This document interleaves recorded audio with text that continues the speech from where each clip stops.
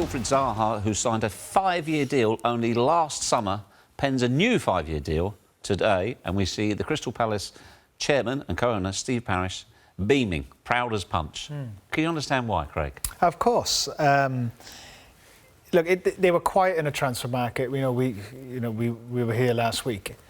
We know the reasons why as well. But at the same time, they're a solid team. They believe in the manager.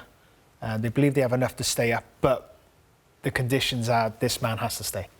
He has to be part of that. Unless a silly offer came in, which would be like trying to buy Crystal Palace financially as well, because he's worth that much to him.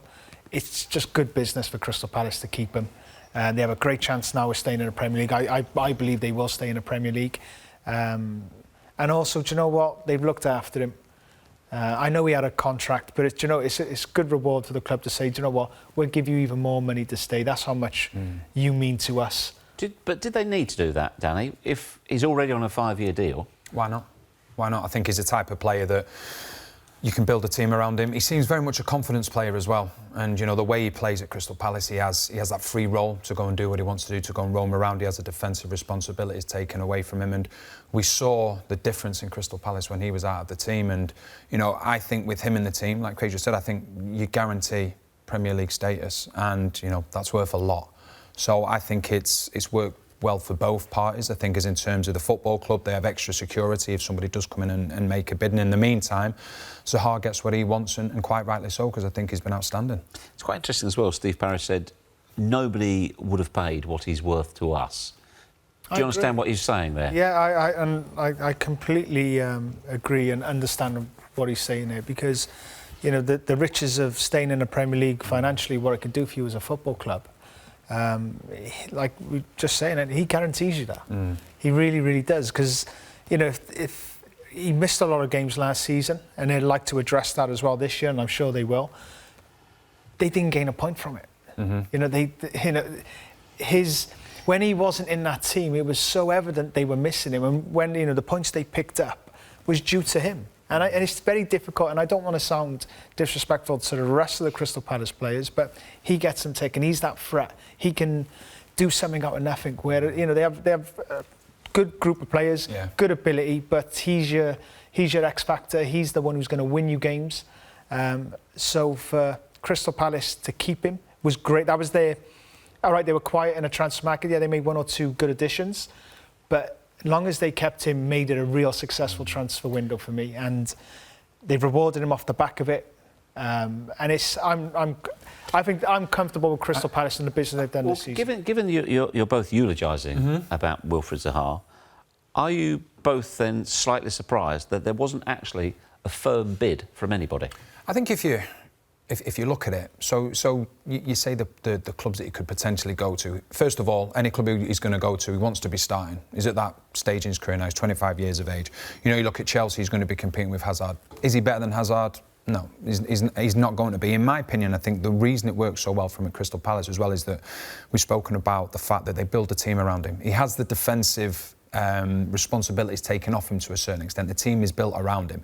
If he goes to a Chelsea, to a Manchester City, to a Liverpool, they're not going to build the team around him, and there's going to be a lot more competition for places. And I think how he stands out so much at Crystal Palace is that he is a player at that football club that will probably attract 2 or 3 players from the opposition. That then frees up other players within his team. But when you talk about other teams that he could go to, is he going to be a guaranteed starter? Does he fit into the systems that other teams play? Because, you know, you look at Manchester City, for example, people talk about Guardiola and the attacking finesse that they have going forward. They still put shifting defensively.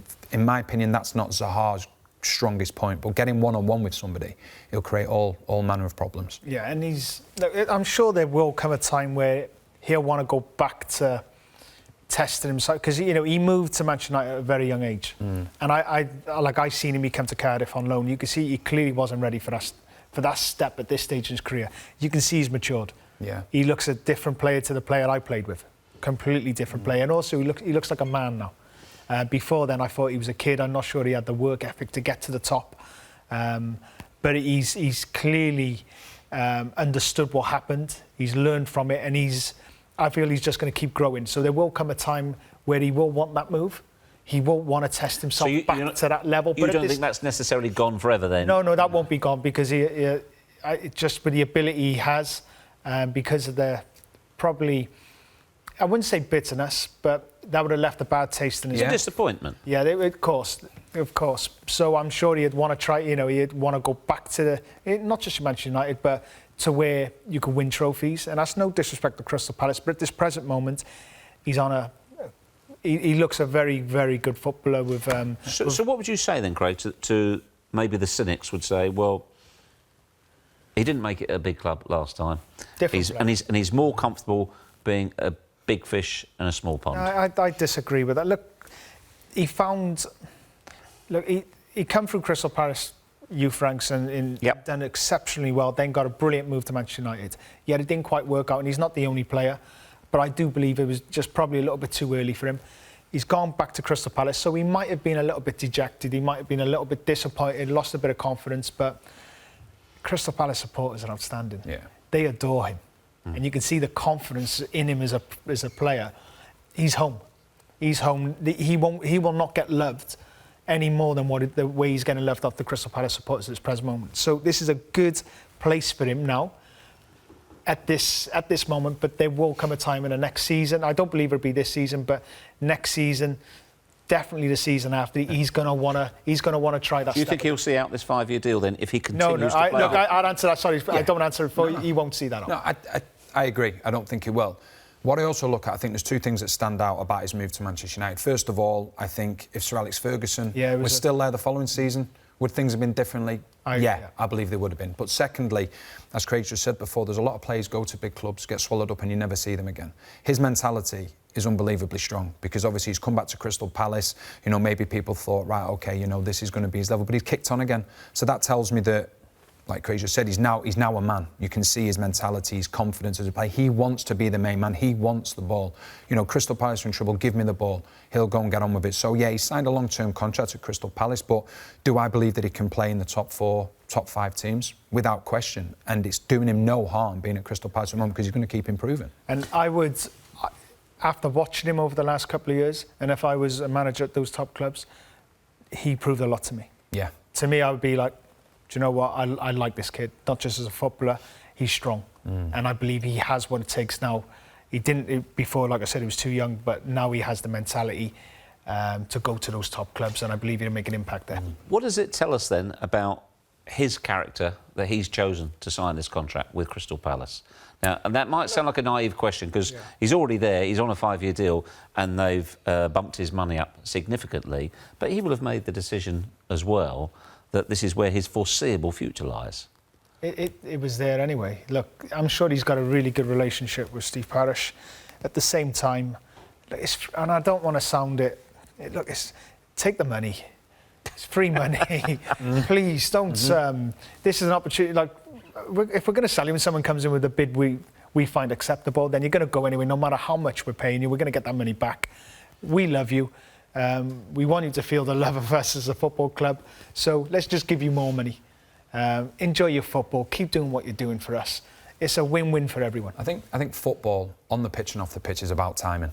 Whether it be on the pitch, the decision-making, making a run for a pass, making a challenge, but also off the pitch, it's timing about when is the right time to move to another football club. What football club suits you most? Because as we've said previously, there's been a lot of players, young players, that have moved on to big football clubs, and it's been the signal of the end of their career.